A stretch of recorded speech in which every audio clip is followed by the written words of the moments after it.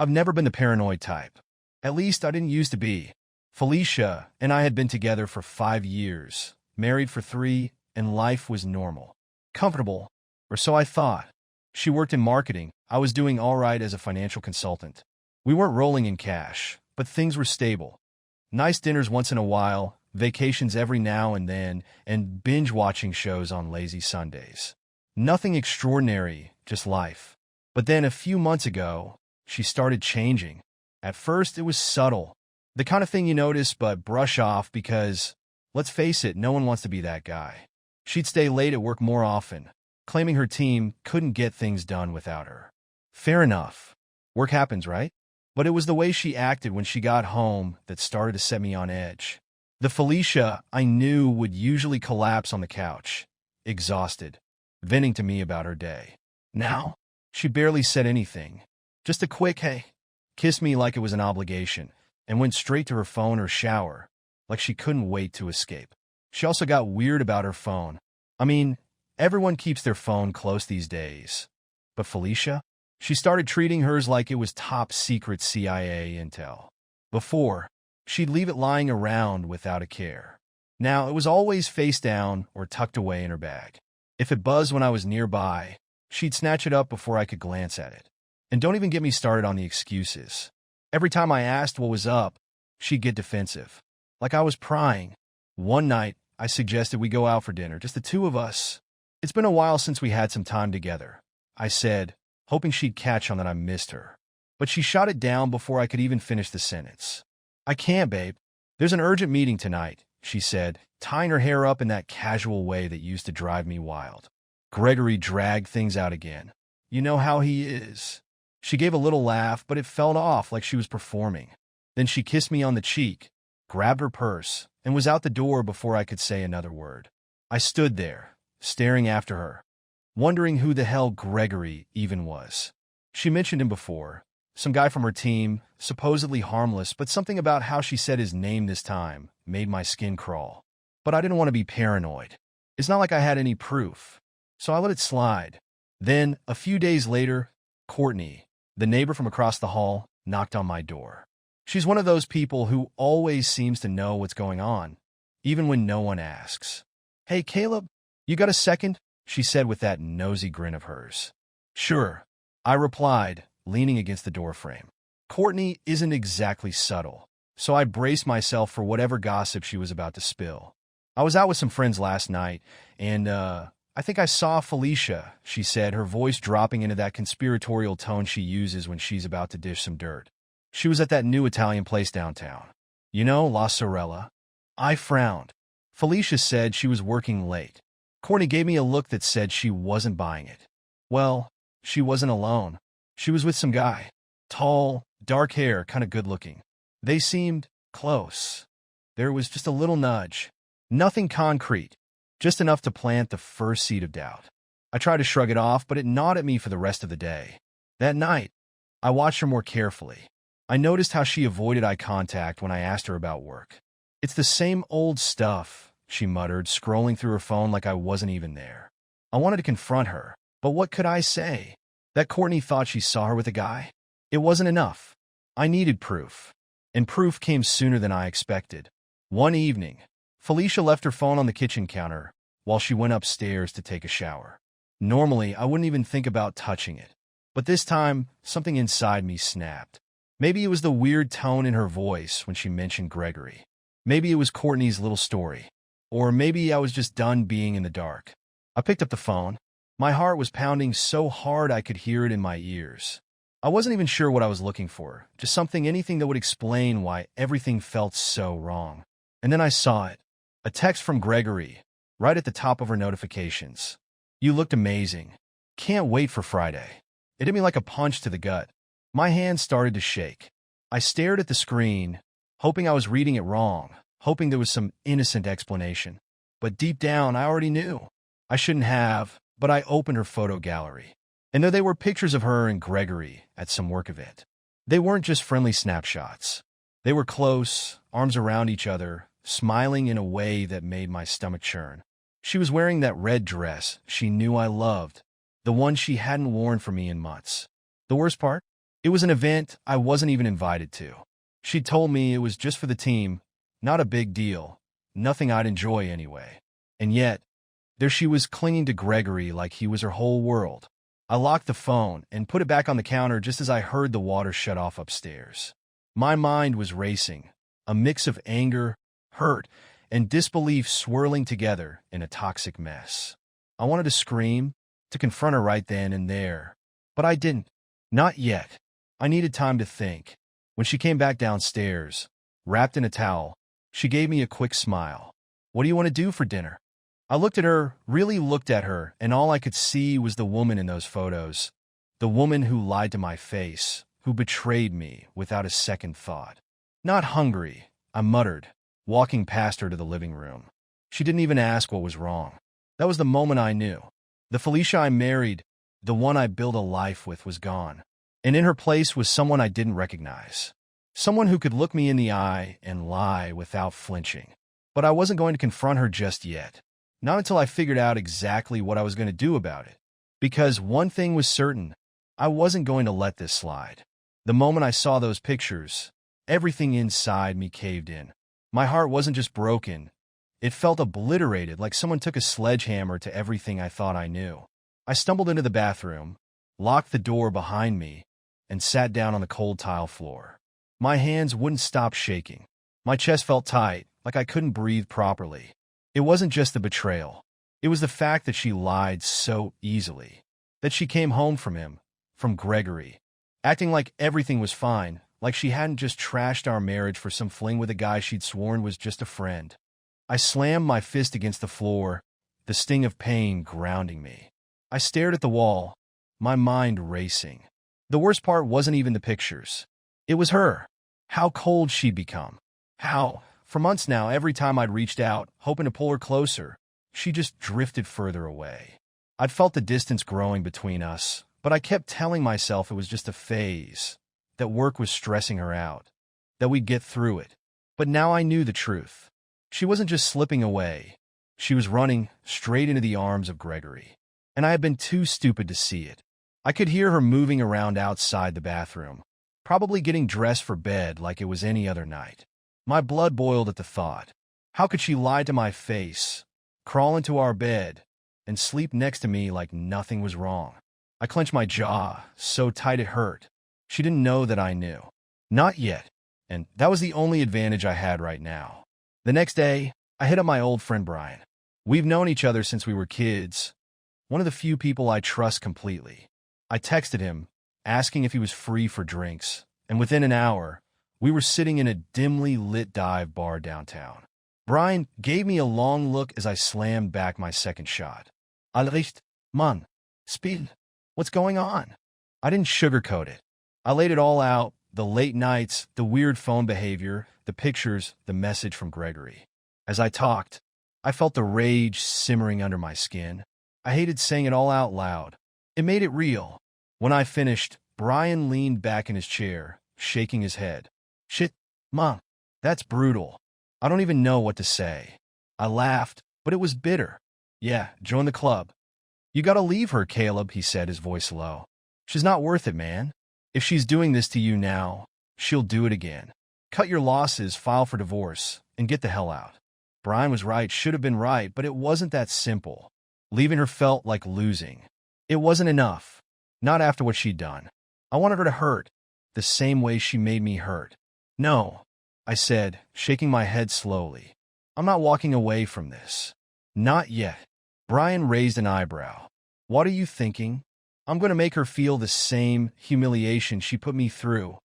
I muttered, more to myself than to him. He gave me a wary look. "What does that mean, Caleb?" I leaned in, lowering my voice. "Amber McLean." Brian's eyes widened, and then he burst out laughing. "Amber? You serious?" "Dude, Felicia hates her." Exactly. Amber had always been a sore spot between me and Felicia. She'd been Felicia's best friend for years, but she and I always had this thing. It was nothing I ever acted on, but Felicia could sense it. Amber had this playful, flirty way about her, and it drove Felicia nuts. We'd fought about Amber more times than I could count, even though nothing had ever happened between us. But now it was going to happen. and it was going to drive Felicia out of her mind. You know Amber's always had a thing for you, Brian said, shaking his head with a grin. This is going to be messy. That's the point, I said, my voice dark. She deserves messy. Brian gave me a skeptical look, but didn't argue. Just be careful, man. This kind of stuff, it never ends well. That night, after I got home from the bar, I lay in bed next to Felicia, staring at the ceiling while she slept peacefully beside me. I felt like a stranger in my own life. Part of me wanted to wake her up, throw the pictures in her face, and demand answers. But I knew there were no answers that would fix this. Nothing she could say would make it right. So I started planning. I knew exactly how to play this. Amber had always made it obvious that she liked me. It was never anything blatant, just little comments here and there, lingering touches. That playful smirk she always gave me when Felicia wasn't looking. Felicia hated it, and I'd always shut Amber down out of respect for my marriage. But now I was done playing the good guy. I pulled out my phone and opened Amber's contact. For a moment, I hesitated. This wasn't me. I wasn't the kind of person who used people to settle scores. But Felicia had made me this way. She had turned me into someone I didn't recognize. And if that's who I had to be to make her feel the way I did, so be it. I typed out a message. Hey, it's been a while. We should catch up sometime. I stared at the screen for a second, my thumb hovering over the send button. Then, without giving myself time to think, I hit send. The message delivered instantly. I knew Amber would respond. She always did. And when she did, Felicia was going to wish she had never crossed me. Amber replied within an hour. Of course she did. She'd always been quick to respond, especially to me. Hey, stranger. Long time indeed. I'd love to catch up. Coffee sometime. I smirked at the screen. It was too easy. Amber had always been a little too interested, always ready with a sly smile or a lingering look. Felicia had noticed it early on and hated her for it, but I had always brushed it off. Now, I was about to dive headfirst into exactly what Felicia had feared all along. We met at a cozy little coffee shop downtown, the kind of place with exposed brick walls and overpriced lattes. I spotted Amber before she saw me. Long blonde hair, tight jeans, low-cut blouse.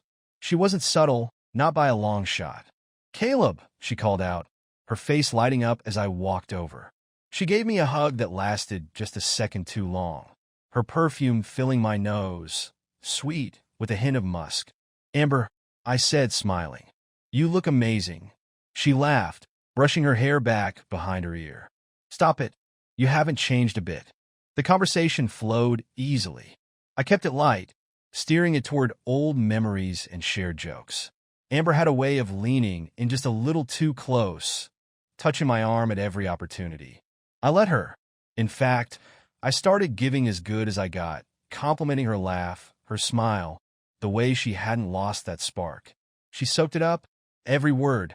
We stayed for over an hour, and by the time we left, the spark I had lit was more like a small fire. Amber gave me one last hug before heading off, her lips brushing my cheek as she whispered, "We should do this again soon." As I walked back to my car, I knew she was hooked.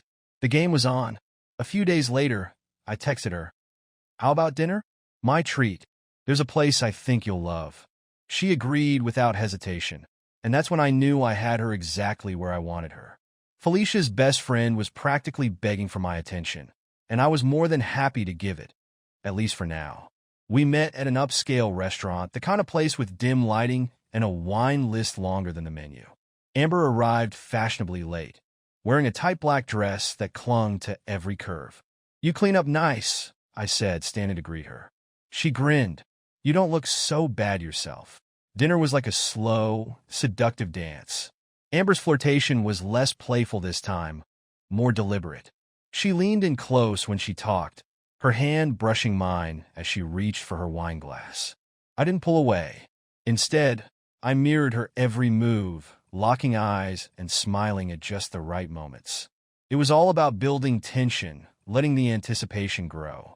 Halfway through the meal, Amber leaned across the table, her voice dropping to a low, intimate whisper. "You know, Caleb, I've always had a thing for you." I pretended to be surprised. "Really? I had no idea." "Oh, come on," she teased, her eyes sparkling. "You must have known." I mean, Felicia never appreciated you the way she should have. I always thought she took you for granted. I took a slow sip of my wine, letting her words hang in the air. You might be right about that. Amber smiled, her hand slipping over mine. I mean it, Caleb. You're amazing. Any woman would be lucky to have you. I let out a soft chuckle, shaking my head. If only you'd told me that sooner. Amber's eyes widened slightly, and I could see the flicker of hope in them. The kind of hope that makes people do reckless things. Meanwhile, back at home, Felicia was beginning to notice the shift. I could tell by the way she started watching me, asking more questions, trying to pry into my day. You seem different lately, she said one night, her voice cautious. Is everything okay? Yeah, everything's fine, I replied, keeping my tone casual. Why wouldn't it be? She frowned, her eyes narrowing slightly. I don't know. You just seem distant. I shrugged. Maybe I've just been tired. It was a weak excuse, but it was enough to throw her off for now. I wasn't ready for a confrontation. Not yet. I needed to keep things quiet until my plan was fully in motion. The more I pulled away, the more suspicious Felicia became. I could see it in the way she watched me, the way her questions got more pointed. Where were you tonight? She asked one evening as I came in later than usual. Out with Brian, I said smoothly. You know how he gets? One beer turns into 5. She didn't seem convinced, but there wasn't much she could say. After all, she was the one sneaking around with Gregory. If she wanted to accuse me of anything, she'd have to admit her own guilt first. I made sure to keep things just ambiguous enough to drive her crazy. I didn't give her anything solid to latch onto, just enough to make her wonder. It was a delicate balance, but I was getting good at it. The key was to make her feel exactly what I had felt. Confused, paranoid, and constantly questioning everything. Every time I saw her glance at her phone or furrow her brow when I gave her a vague answer, I felt a dark sense of satisfaction. It wasn't enough to even the score. Not yet, but it was a start. And Amber? She was all in. The dinner had gone perfectly, and by the end of the night, she made it clear that she was ready for more. She kissed me on the cheek as we said goodnight, her lips lingering just a second too long. Call me, she whispered, her breath warm against my skin. I smiled. Count on it. As I drove home that night, I couldn't help but feel a twisted sense of triumph. Felicia had no idea what was coming, and Amber was falling deeper into the trap with every passing day. The stage was set.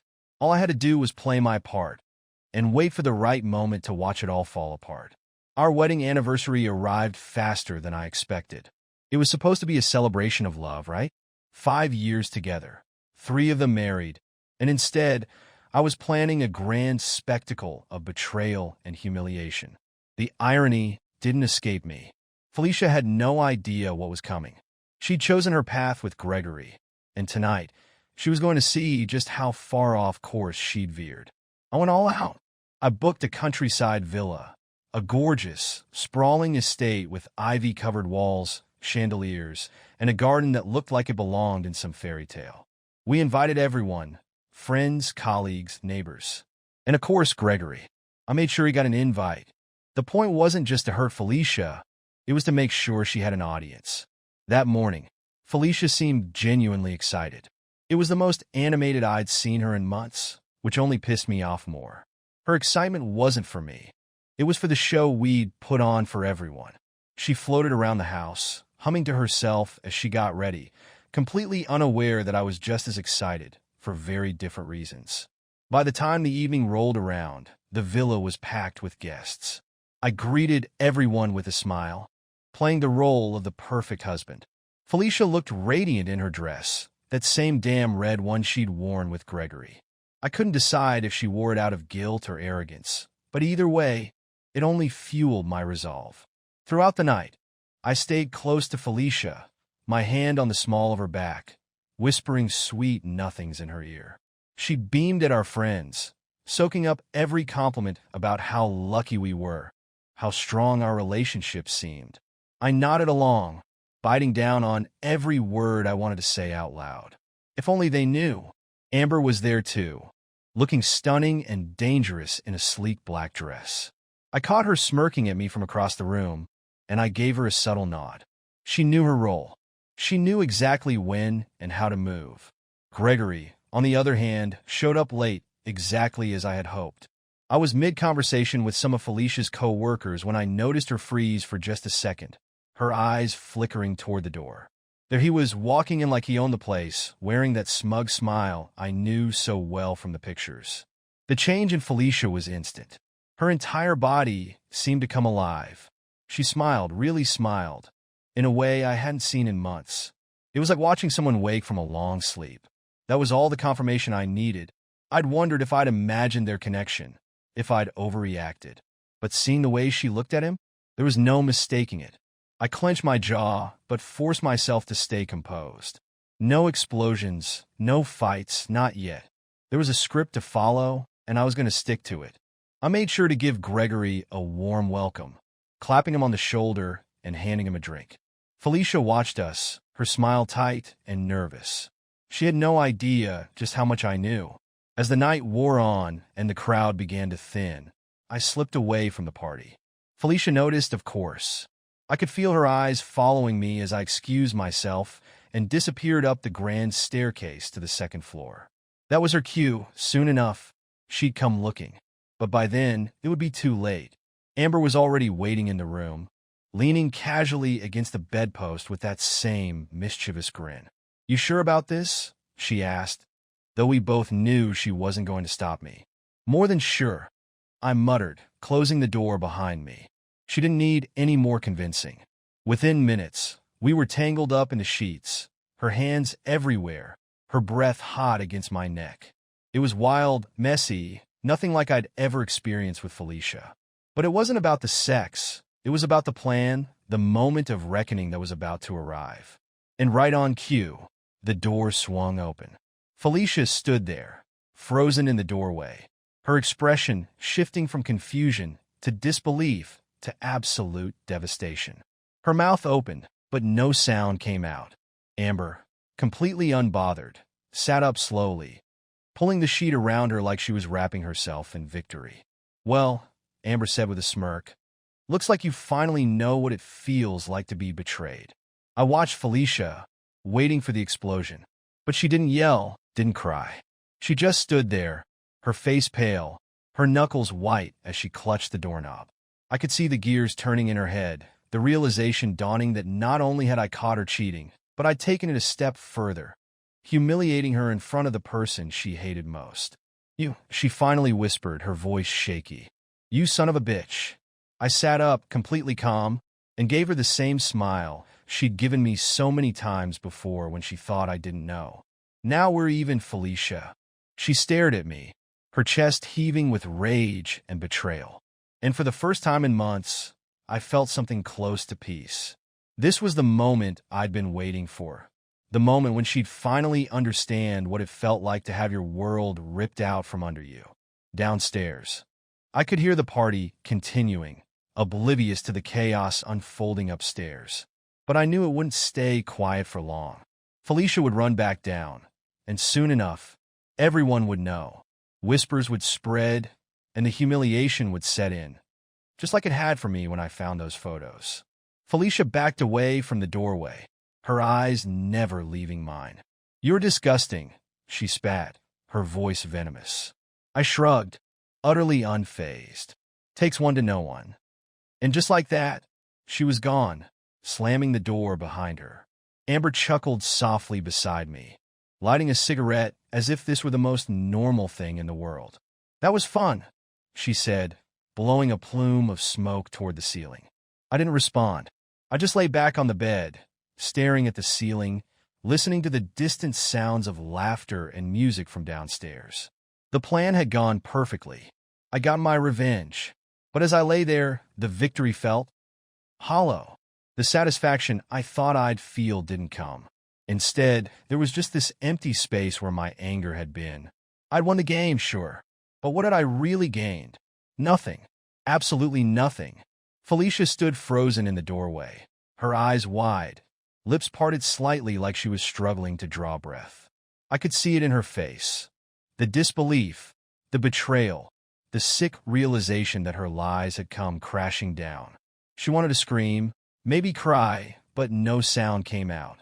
She looked at me, then at Amber, her mind racing to piece together the nightmare unfolding in front of her.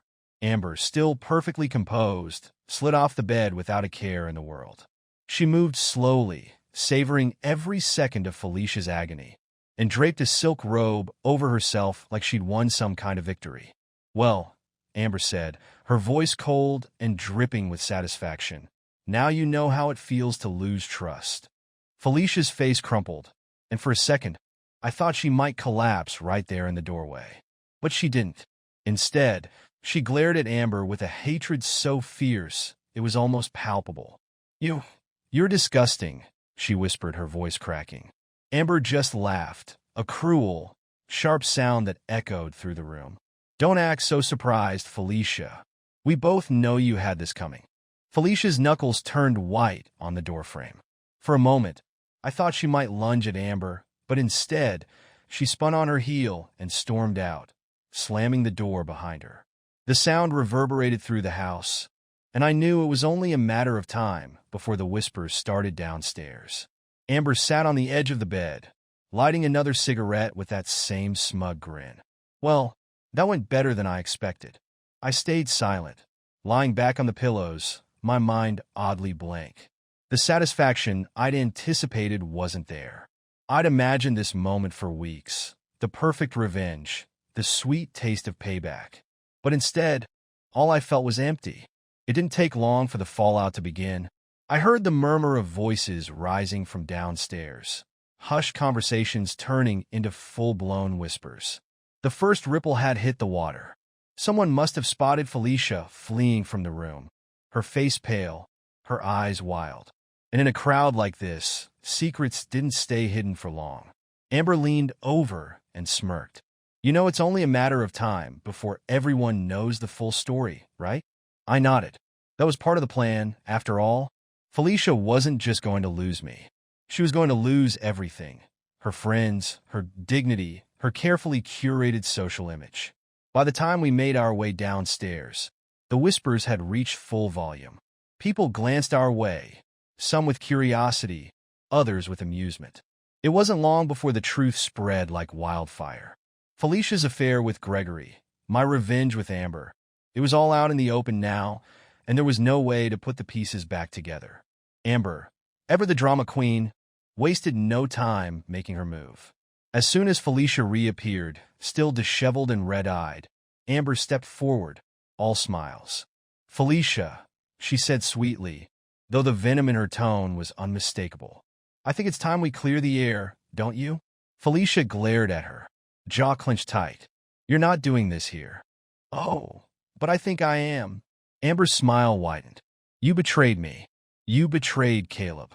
Hell, you betrayed yourself. And everyone here deserves to know the kind of person you really are." The crowd around us went dead silent. Felicia looked like she wanted to disappear, but Amber was relentless, her words sharp and merciless. "Let's be real, Felicia.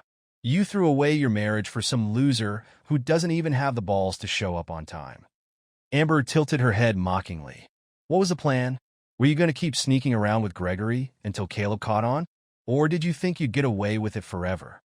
Felicia's eyes darted around the room, searching for support, for someone, anyone, to take her side. But the faces staring back at her were cold, judgmental. No one was on her side now. She was utterly alone. Amber turned to the crowd, addressing them like she was delivering the final blow. "I've had enough of being friends with a backstabbing bitch. So, Felicia, consider our friendship over." Felicia's expression crumbled. She opened her mouth to respond, but no words came out. Amber didn't wait for a reply. She gave a final smirk and sauntered away, leaving Felicia standing in the middle of the room, exposed and humiliated. And just like that, the social circle Felicia had spent years building began to unravel. It was like watching a tower of cards collapse, one piece at a time. People whispered behind her back, their smiles tight and insincere. Friends she thought she could count on distanced themselves, not wanting to get caught in the crossfire.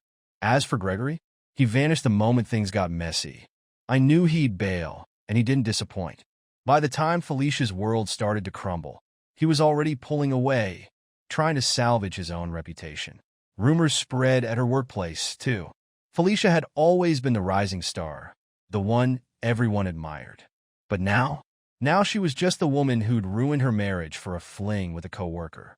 The whispers followed her into meetings, into every conversation she had at the office. Her professional reputation, once spotless, was now tarnished beyond repair. Felicia tried to fight back at first, tried to explain, tried to justify, but no one wanted to hear it. Gregory kept his distance, refusing to get involved, and without his support, Felicia had nothing to stand on. She was left to face the consequences alone. I watched it all unfold with a strange sense of detachment. I thought it would feel good, seeing her world fall apart. And for a while, it did. There was something satisfying about watching her lose everything, knowing that she was getting exactly what she deserved. But as the days went by, the satisfaction began to fade. The anger that had driven me, the rage that had fueled my every move, it started to dissipate, leaving behind nothing but a hollow ache. I'd won the game, sure, but at what cost? Felicia was a mess, isolated, disgraced, abandoned by the very people she thought would always have her back.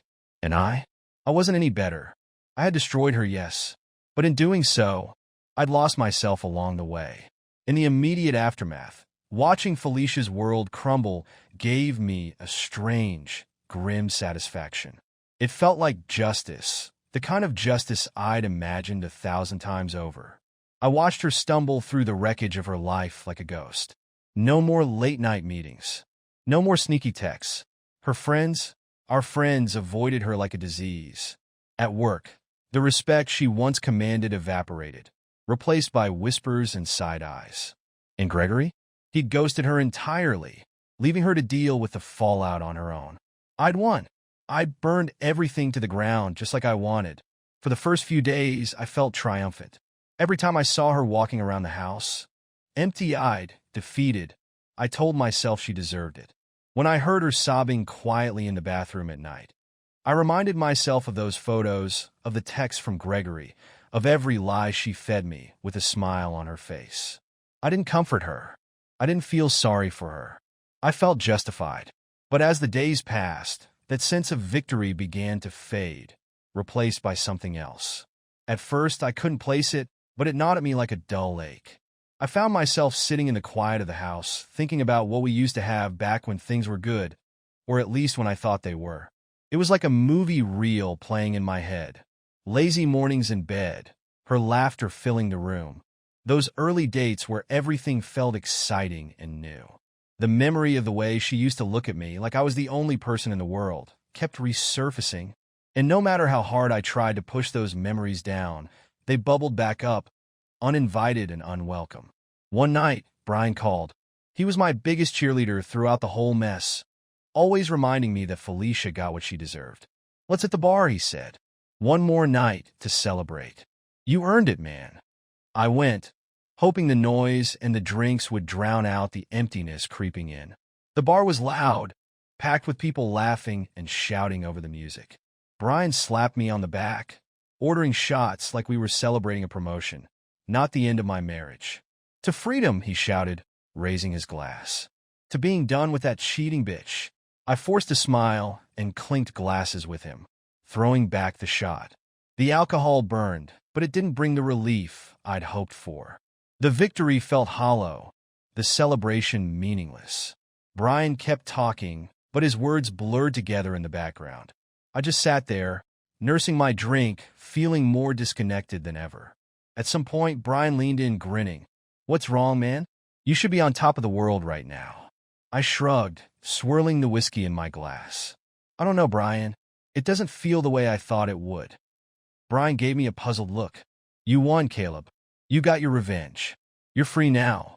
Free. The word felt foreign in my mind. Sure, Felicia was out of my life, her betrayal exposed, her reputation in ruins. But instead of feeling free, I felt lost. Somewhere along the way, in all the anger and scheming, I'd lost more than just her. I'd lost myself. After another drink, I excused myself and headed home, leaving Brian at the bar. I drove through the dark streets in silence, feeling like a stranger in my own life. The house felt eerily quiet when I walked in. Too quiet. I kicked off my shoes, grabbed a beer from the fridge, and sat down in the living room, surrounded by the ghosts of our past. I found myself scrolling through old photos, vacations, birthdays, random candid shots from nights in. There was one of us from our first anniversary, sitting on a beach, smiling like idiots. I remembered how happy I felt that day, convinced that she was the person I'd spend the rest of my life with. I'd believed in us, in love, in the future we were supposed to build together. Now I wasn't sure I believed in any of it. I stared at the photos, feeling the weight of everything I'd lost. Not just Felicia, but the version of myself that existed before all of this. The man who believed in love, who thought trust was unbreakable, who wanted nothing more than to make his wife happy. That man was gone, and in his place was someone I didn't recognize. Someone bitter, hollow, and tired. The silence of the house wrapped around me, heavy and suffocating. I took a long sip of my beer and leaned back on the couch, letting the memories wash over me. Revenge was supposed to bring peace. That was the lie I'd told myself. If I could make her feel the way I'd felt, betrayed, humiliated, then everything would be okay. But the truth was, revenge hadn't healed anything. It had just replaced one kind of pain with another, deeper kind. Felicia was gone, her life in ruins. But instead of feeling victorious, I felt empty. I sat there for what felt like hours, lost in the flickering glow of the TV I'd left on mute. The beer grew warm in my hand, and the photos on my phone blurred as I scrolled aimlessly through them. I knew then that there would be no closure, no neat ending to this story.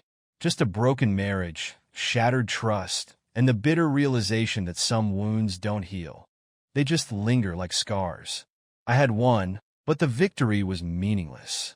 Peace remained out of reach, and the man I used to be, the man who believed in love, was gone for good. All that was left was the empty house, the quiet hum of old memories, and me, sitting alone in the ruins of a life I thought I understood. And for the first time since this whole mess began, I understood the real cost of revenge. I hadn't just lost Felicia. I'd lost myself.